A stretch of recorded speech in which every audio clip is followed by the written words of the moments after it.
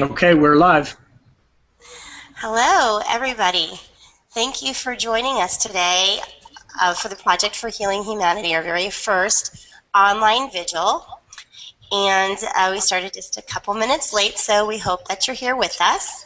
We are actually streaming live on YouTube, and we are on Google Plus through the Hangouts. And if you aren't able to visit us right now live, then we hope that you will be able to join us sometime in the future on YouTube at Project 4HH. We have here with us today, we have Blair Corbett with ARC for Children. We have Connie Lee with the FAXA, which she'll explain what that is later. Everybody will explain what everybody does. We have Elizabeth Ossip here. Sherna Alexander Benjamin may be here in a little bit. We're hoping that she will make this evening's vigil. Today is actually the World Peace Day. And it was amazing that we didn't even realize that it was World Peace Day today, and when we originally planned this event. So it really is inspiring to us to know that we are creating a vigil around the world that will continue, because it will be on YouTube, to go ahead and bring peace within the world as we bring peace within ourselves. Because we cannot have peace within our world without understanding who it is and where we come from, and being, in these violent or abusive places within ourselves where we're unsettled or unsure, and we have so much sadness.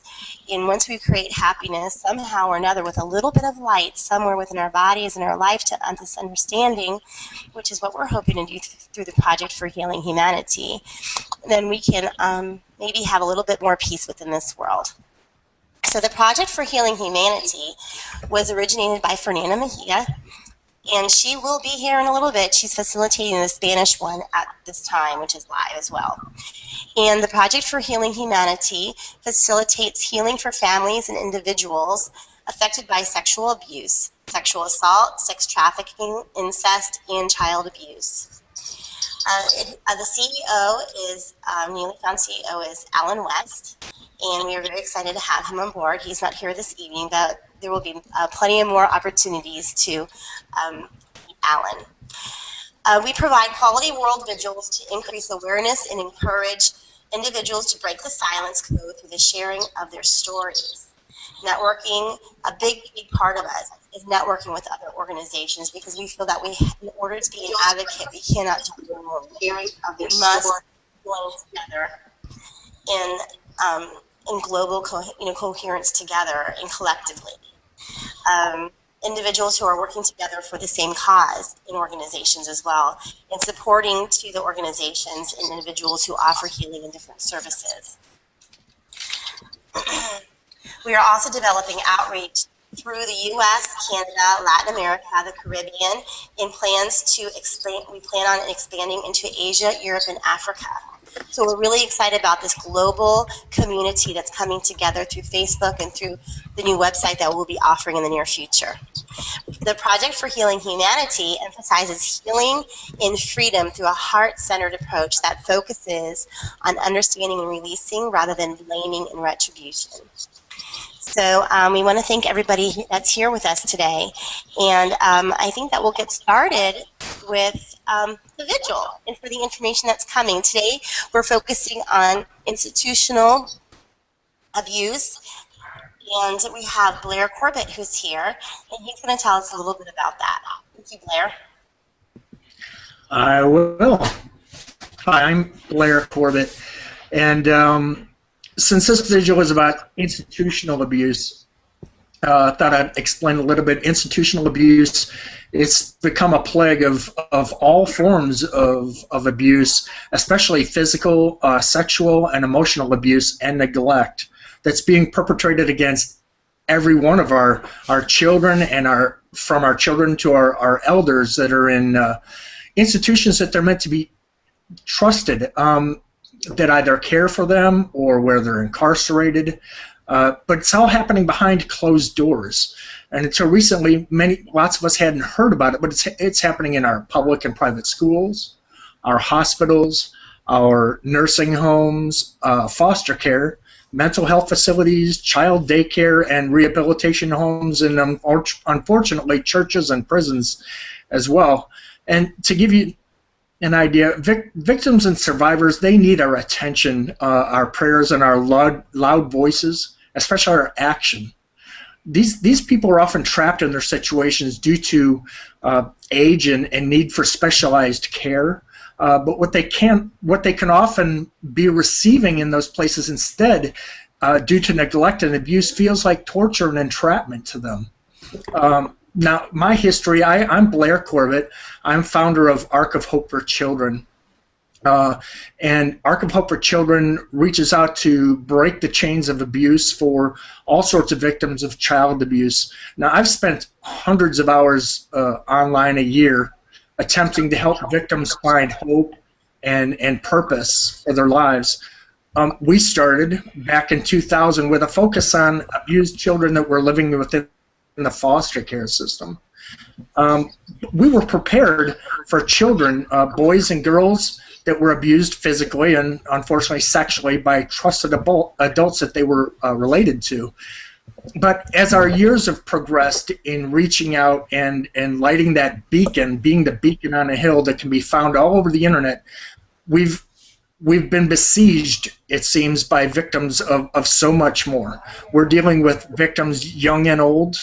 We're dealing with victims of child abuse, from all sorts of institutional abuse, that are in their 40s and their 50s, and this is just still flooring them today. There's many victims, young and old, male and female. They're finding us and telling us that they were abused within systems where they were supposed to find education, healing, rehabilitation, and so much more.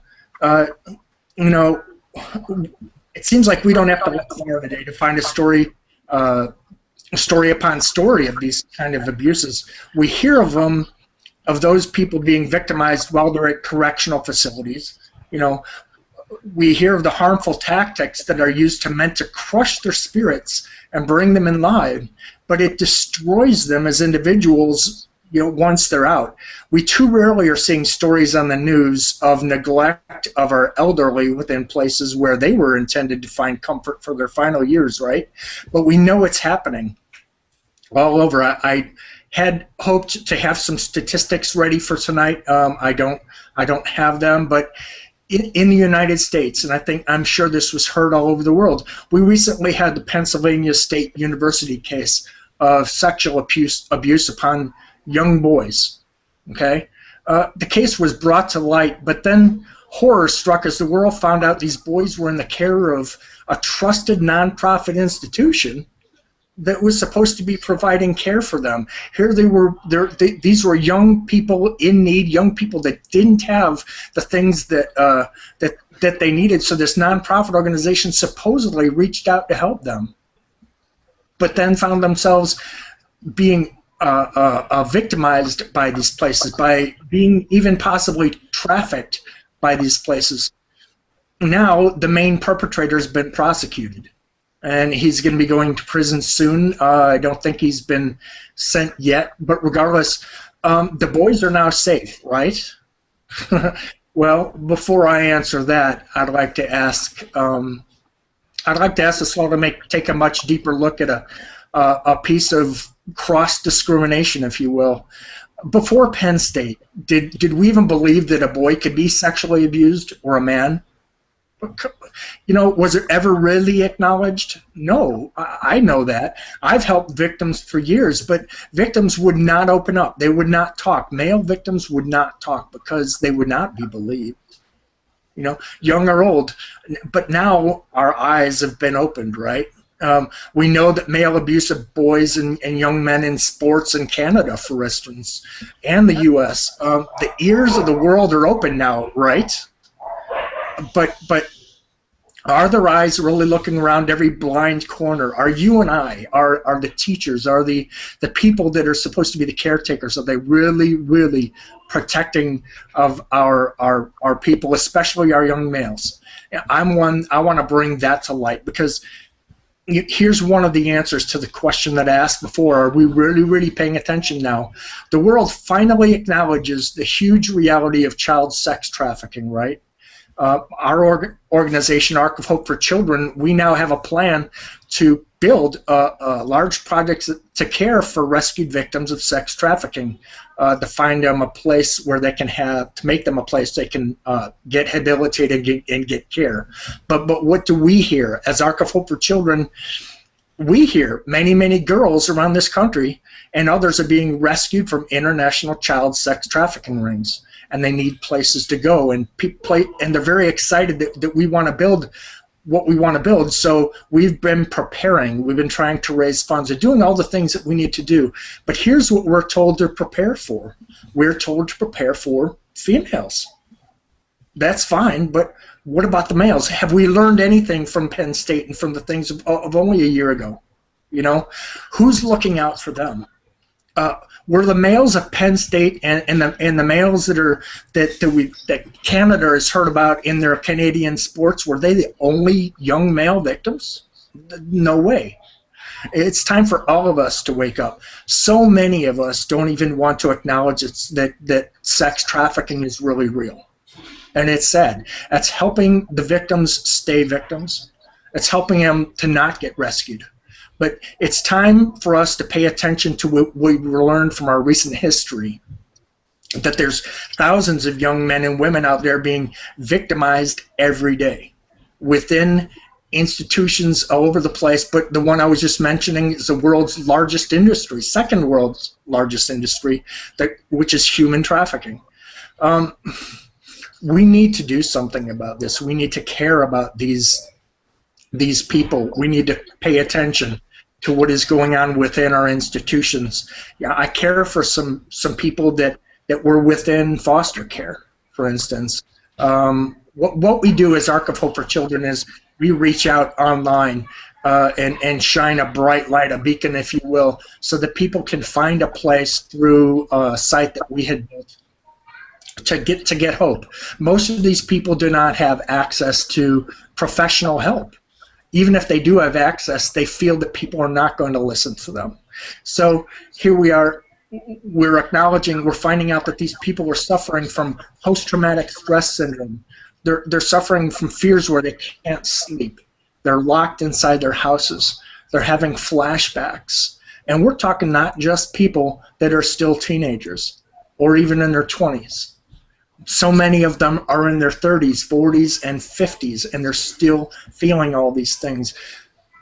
Men and women, we have to reach out. We have to take these people by the hand. And we need to have people not just acknowledge that the pain still continues once they've been rescued, but we need to be the people, we need to be the body that helps them find their purpose in this world. I talk to so many victims who feel like they have no purpose, that are ready. Some of them are ready to die every day I talk to them. We need to make a difference. We're currently talking to people in many different countries. This is not just in America. We already know this channel was being, we were trying to make a Spanish version for tonight, but I'm telling you people, we're talking to people, we're helping people in Australia, UK, and countries around Europe, Canada. I pray that through this vigil, everyone will pay attention. That within these areas where our people were thinking they were finding safety, for instance, foster care in those places, they're being abused every day. They need us to speak up. They need us to pay attention, and they need us to step in and make a difference. Right, ladies? That's right, Blair. Yes, that was amazing. There's some great things that you said, opening up everybody's ears and eyes to really what nobody understands what's happening out there, because if they don't see it in front of them, they don't realize that what's happening behind closed doors. And that's what's really sad, and that's why we're here as a Project for Healing Humanity, is to take people like you and all these great organizations to come out and let people know that it's not just in the houses of their relatives. It's out there in the institutions or behind closed doors. And It's really, thank you for all that great information. Also, I want to say that, Blair, you told me something today about your website, which I thought was really great, was how you're trying to do the, to get it so that you have the online chats with people. Would you like to talk about that for a second, or? Yeah, I'd love to talk about that. If we have built a site for a for-profit organization where people are coming every day, and it's really very successful as far as bringing people in, where we can help people that have been through all forms of abuse and victimization. That site is called Justice for All Revolution. We're building our own site now under Arc of Hope for Children. It's called removingchains.org.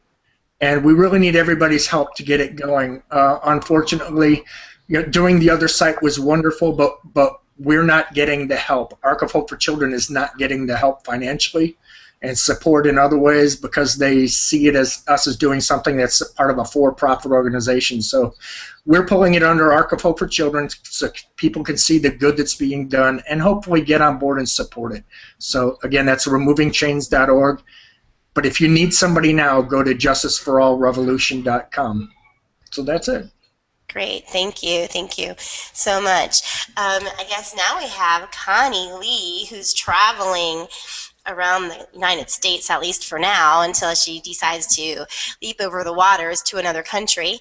And she's with FACSA, and she's trying to really drum up people and interest and understanding and knowledge of child abuse within families and helping to change laws and in things like that. So she's going to small cities around the country. So Connie Lee, would you like to talk about FACSA?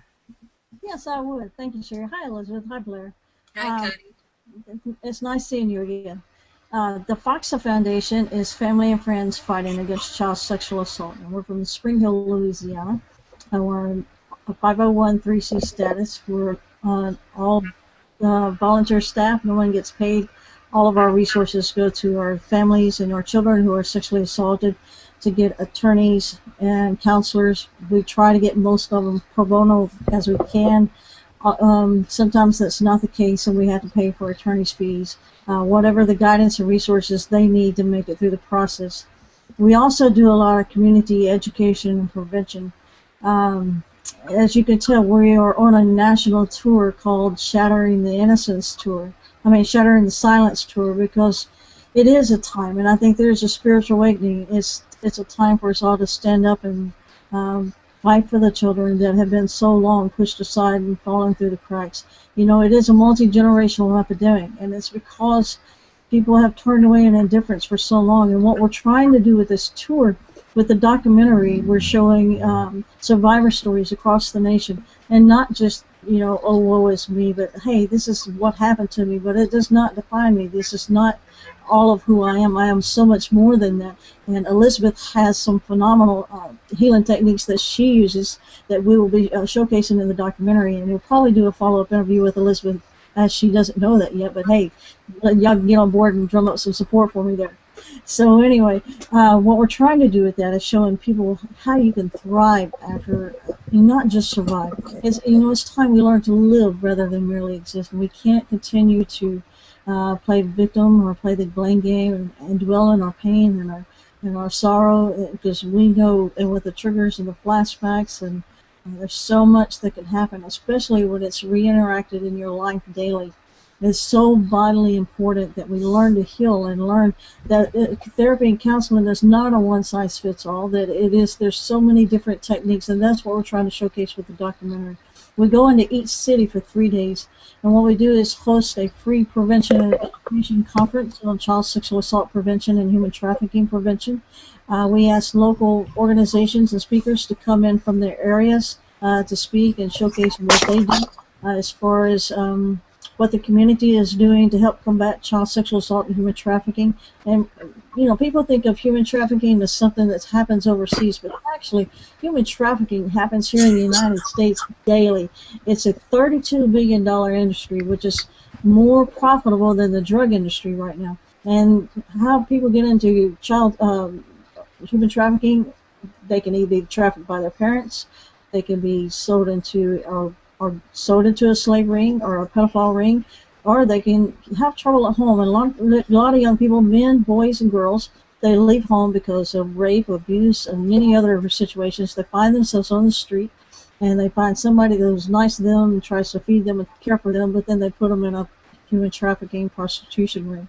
But a lot of people who are human trafficked, they'll only they'll work maybe 5 to 8 years, because then they'll be worked to death. Sometimes a lot of times they're starved, they're beaten, they're raped, they're sold like cattle, like just worthless goods. So it's so vitally important that we stop turning away in indifference, that we just notice people that are being sold to the restaurant. I mean, people that are being used in the restaurants, being used as indentured servants. A lot of people who are human trafficked, they either go to a fishing or a cocoa trade. Uh, and you can look online and you can find a lot of really high-listed chocolate factories that have been involved with human trafficking, exploiting of children. The same way with the garment factories. And we won't name names, but you can continue your research and you can figure that one out. But then there's a big thing called the organ trade. And the organ trade is when they kill people and they just take them for their organs. And that's becoming pretty predominant as well. So what we're doing across the nation is we're raising awareness. We're teaching communities what to look for signs of abuse. Safe exit plans. What can you do to teach and be aware for your community? Because you're not just looking out for your family. You're looking out for your neighbors and their children. Because it's not going to be some big government program that's going to help each other. It's going to be families helping families and communities helping communities. And I say we really reached just epidemic proportions. And if we're going to make change and we're going to save our children, we have a time. And I think the time is now. It's time for us to stand up and say, hey, enough is enough. We're not going to let our children go through another generation. We're not going to leave this other legacy. It's time for us to say, and we want to stand up and say, this is not our generation. We will not be silent anymore. We want to stand up and say, become a modern day abolitionist. It's time for us to really just bond together, unite with other organizations, as we're doing through the Project Hope for Healing, not only across our nation, but across the globe. And it's time for us to say, yes, we're going to fight for our children. We're not going to turn away in indifference. We're going to change the public policies. We're going to change the social stigma of child sexual assault. And we're going to make it easier for victims to come out and say, hey, this happened to me, but yes, how do I heal? Thank you, Connie. That was a mouthful, definitely. Well, we really, really appreciate it. We wish you a lot of luck on your Holocaust tour and making a big difference in this world. We'd also like to thank Lori Scope for helping us out here today. She works with a nonprofit called Hair in the South Florida area, and she is a professional certified victim advocate, social service consultant, and a member of the board of directors of Mujer, Unidas, and Justica. Sorry for my lack of Spanish, but it's the best I can do. I got a little bit of an accent of American in that. And what does the rest of it say? Erratic. You know what? It's reforming for women, I believe, with sexual abuse and helping them with the justice system. And she facilitates healings for families in our area and individuals affected by sexual abuse, assault, trafficking, incest, and as well. So I just wanted to share that with you. And I believe that the next person on board will be right here, Elizabeth Austin. And I guess Elizabeth would like to. We're going to go ahead and we're going to do a meditation. Elizabeth is a certified licensed clinical social worker, and she is here today. And she's going to lead the meditation. And after that, and introduce me, I guess you're not a colic, with, and I will lead you into great. We're looking forward to doing this prayer tonight. Like I said, a little today, but really important. And at some point, we'd love to have somebody here to join us. So that would be really helpful too. we hope that you're getting a lot of great info today. Um, yeah, we know what. Why don't, Fernanda, why don't you come in now? Fernanda's here. So come on in, Fernanda. We can't wait for you to be a part of this. I'm going to leave for a second. Thank you. Hi. All right. I just want to thank everyone for being here. I know it's Friday. I appreciate your commitment.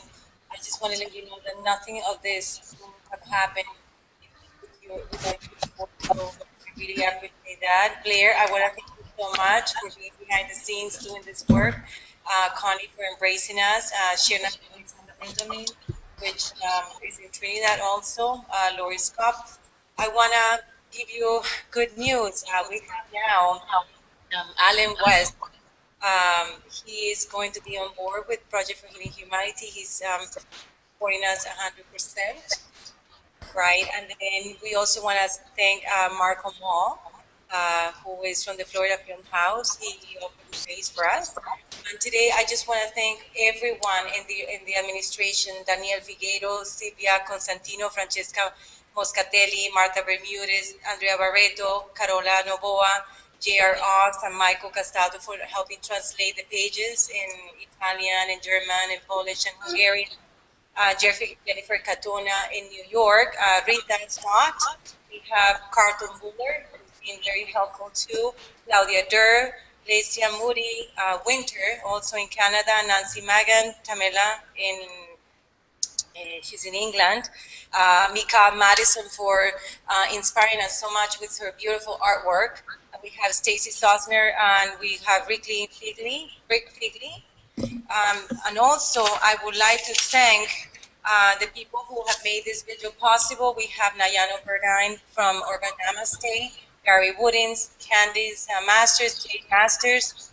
We have also some authors that have come up here and have donated their books during the vigils. That's Laurie Anderson Stinson, Patricia McKnight, and the people behind the scenes, people that are supporting us spiritually. We have Cricket, which is the Lakota man, as we call him, Chick Shang from Living Without Limits, Lori Reyes, Arthur Curtis, Jade Masters, Val from Expand the Love, Gloria Bandy, who was one of the first persons that joined this vigil, believe it or not. She was a big inspiration for me. We have Dr. Melva Green, who I have never met, but just her spirit and her comments have really, really inspired me. I just want to thank you so much and send you a lot of love today. Nicole Melix Jobson, an educational consultant who has been working with us. Steve Barton and Vivian Yerovi. So I just wanted to thank you, everyone. And I want to invite you to continue this work and this all join forces and meet not only Connie during the march, but also on the next video, which is December 14th. I appreciate for you being here. Thank you.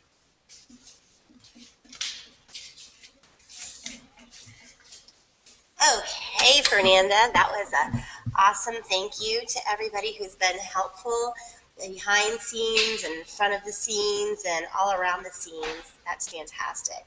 So I think at this point now, we would like to, I have some phone numbers as well as websites. I'm going to give it to you at the end, so that way, in case you or somebody that you know would need some help or in crisis, we will share that with you. We are creating a new website, so a lot of this will go on the websites in the future. And I think at this point we're going to put on a little bit of music, and we're going to have Elizabeth Ossip come in and do a little meditation with you. I've experienced her meditations before, and they are awesome. They're very great. They're so yummy inside of you, and you just want to eat them. They're so good. And I like to call them desserts. So, and then after that, like I said, we'll go to prayer. I have a little bit of information to talk about before we do the prayer, so we'll just go from one to the other. Okay, and anything else you want to say? Can you scoot over? Great. Well, thank you, everyone, for being here and for the incredible privilege of being part of this amazing, amazing project.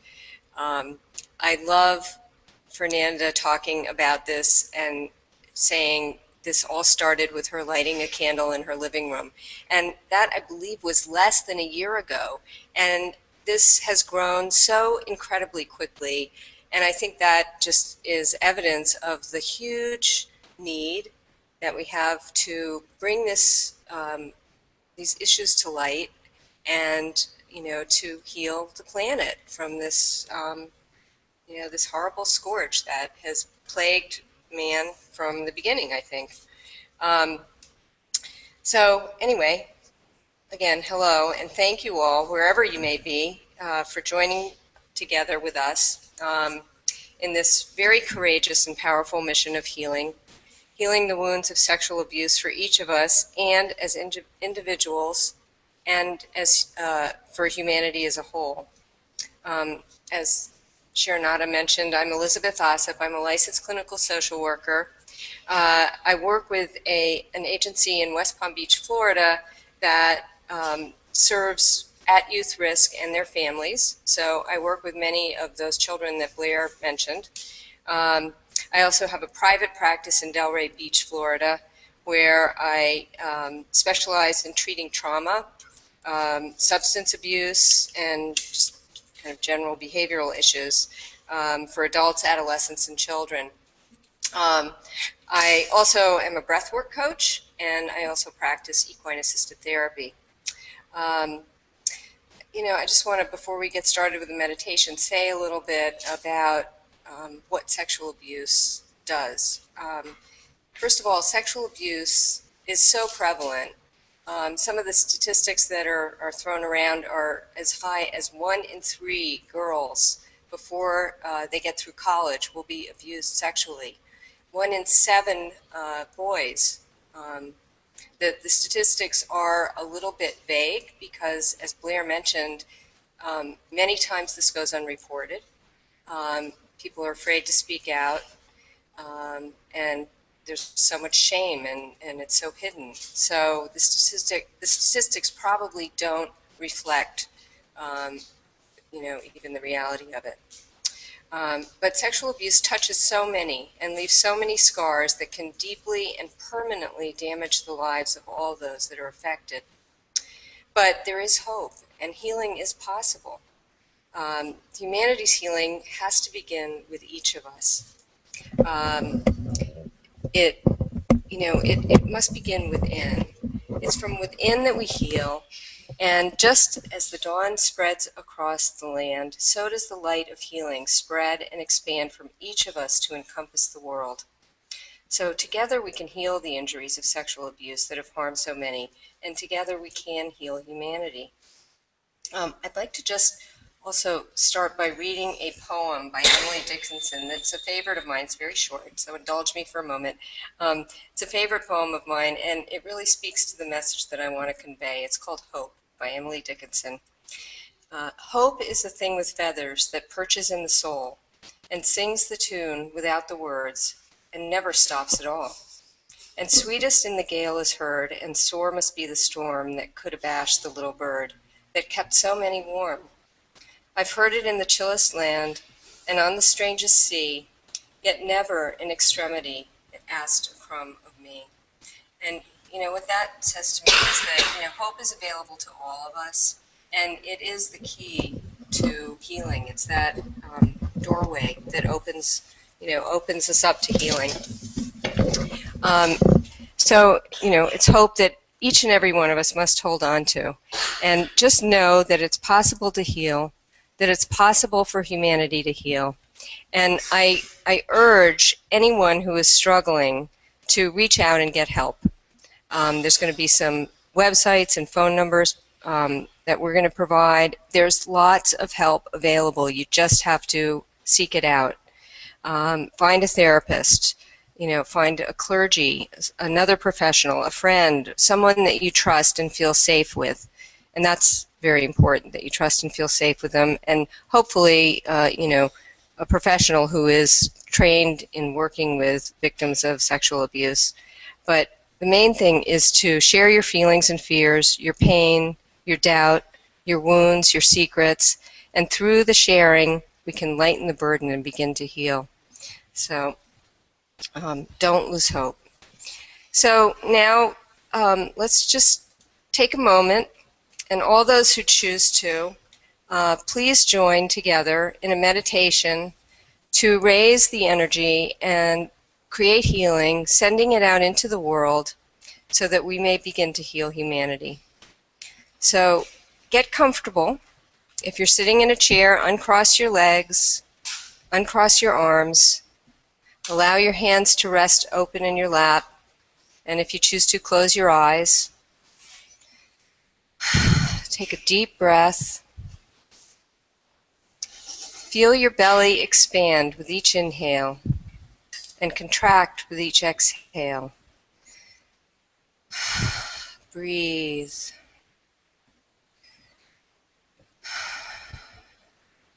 Feel your inhale expand, touching every cell in your body, and allow your exhale to release, taking with it all blocks to healing and peace.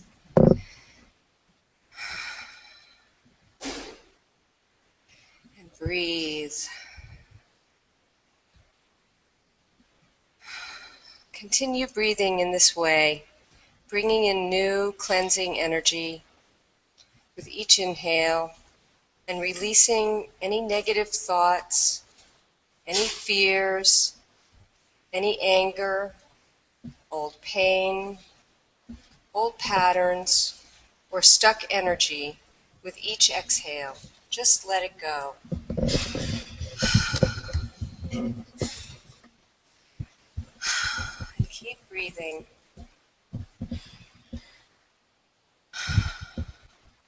Breathe in peace and healing. Breathe out any blocks that you may feel, any blocks you may be holding on to. And keep breathing.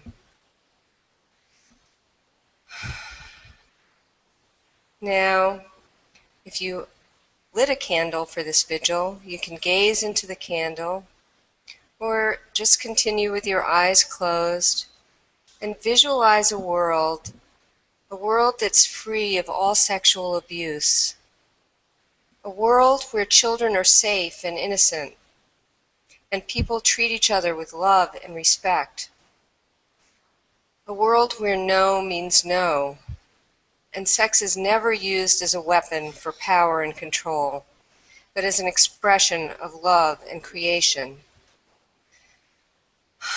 And keep breathing. Take some nice deep breaths and just release.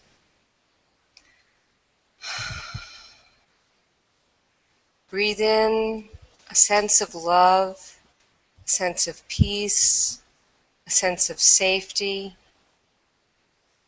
and breathe out anything that doesn't support healing and well-being. And breathe and let go.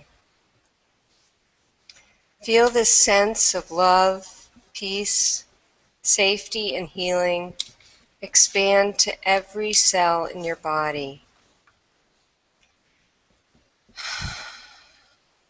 We hold trauma in our bodies, in our cells. So it's very important to breathe and cleanse on a physical level, on an emotional level, on a spiritual level. Breathe in. Feel the sense of love, peace, and safety expanding beyond your physical being to fill the space in the room. And breathe. Now breathe in again and feel the sense of love, peace, safety, and healing expanding beyond the room, out into your community. And breathe.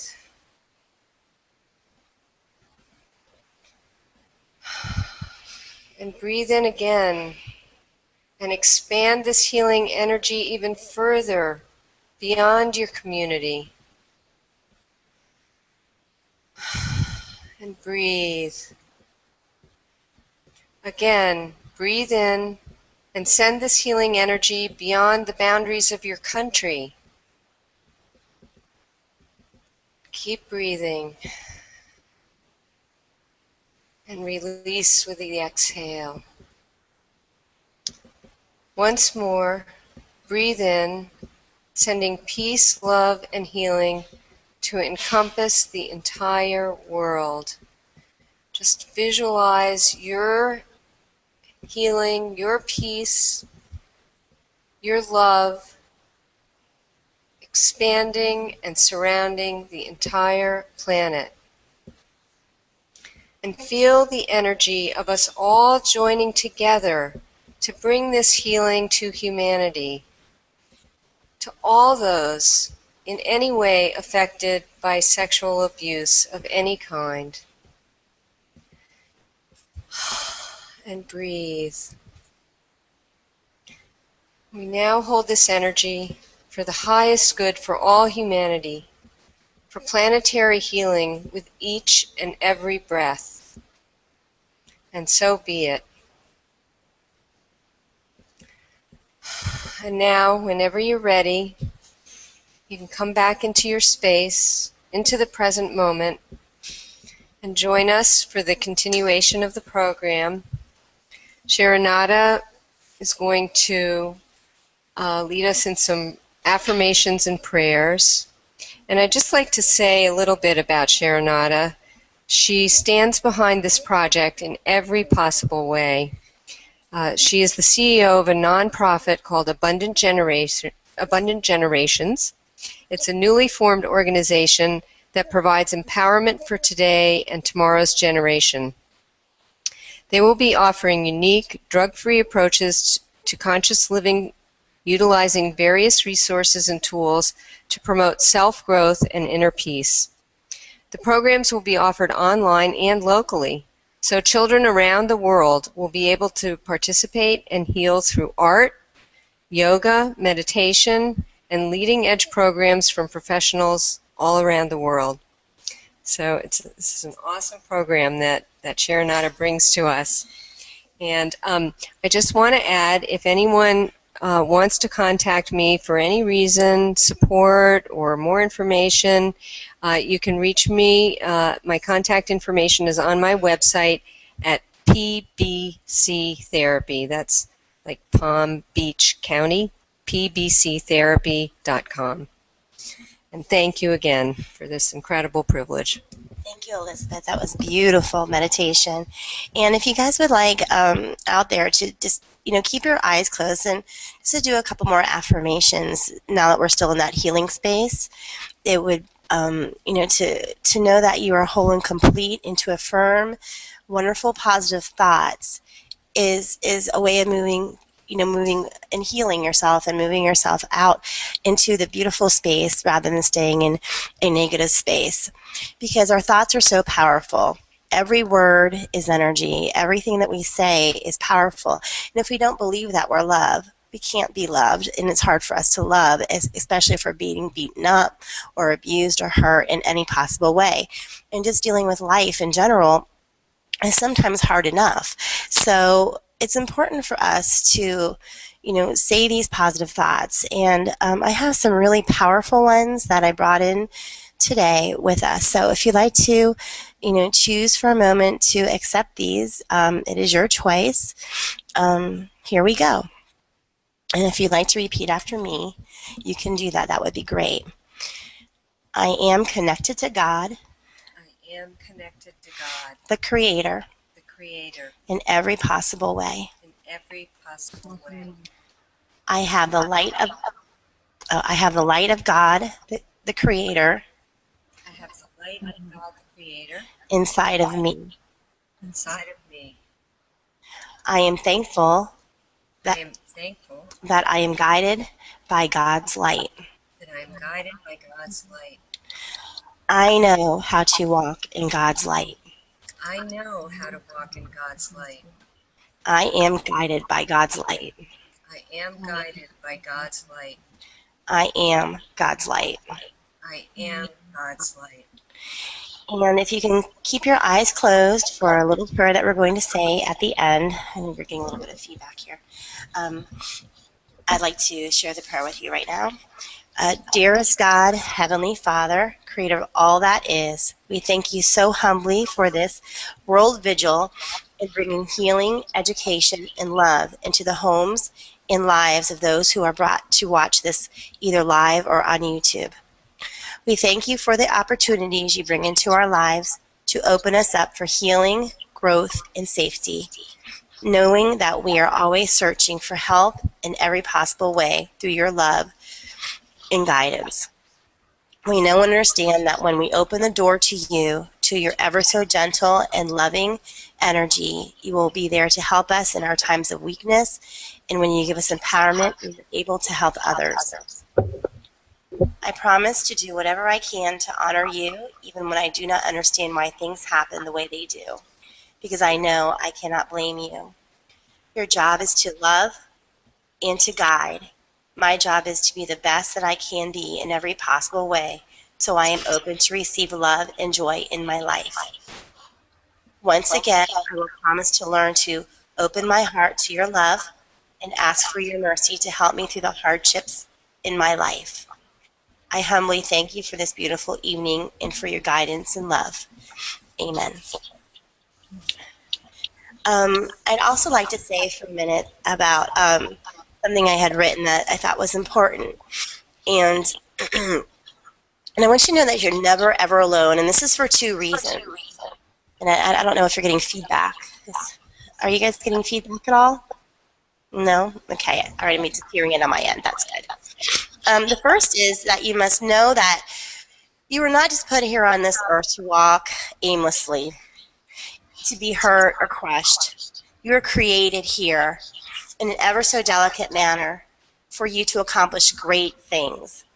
God is real, and He is a great spirit and has created everything on this planet, and He took time to create you.